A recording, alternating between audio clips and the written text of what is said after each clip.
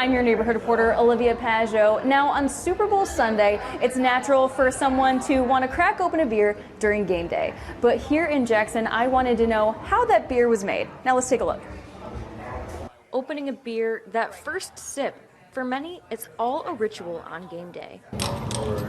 Michigan brewers may say the real ritual happens in the brewery. There's a lot of science, a lot of biology, some chemistry, but yeah, I dig it. It's fun. Andrew Volk at Ogma Brewing in Jackson told me they're not a sports bar, so the customer rush they see is before kickoff.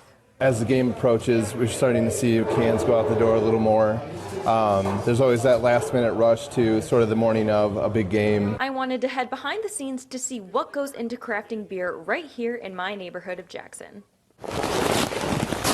The recipe in the back in a big tank, it's malted barley, and it will feed from the grist auger into the mash tun. You'll make like a big porridge. Head brewer Troy Kraft tells me the beers he brews can take 2 to 3 weeks to ferment. And this is the byproduct of CO2 and alcohol. And that's what that is in the bucket. It's blowing off CO2 gas and making beer. And the beer that pours out of the tap is the result of weeks of work. I asked Volk what his game day looks like when it comes to beer. It depends on how the game's going, to be honest with you. I always like to start off with a lighter beer.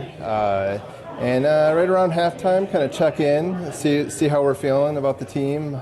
Sometimes you might have to pull out something a little heavier to get you through that fourth quarter. And since Michigan is known for its craft beer, how does Ogma try to stand out to fans on game day or any day? In Michigan especially, there are mountains of great breweries. And I think the only way to really stand out is just to be yourself, be authentic. In Jackson, I'm Olivia Pajot, Fox 47 News.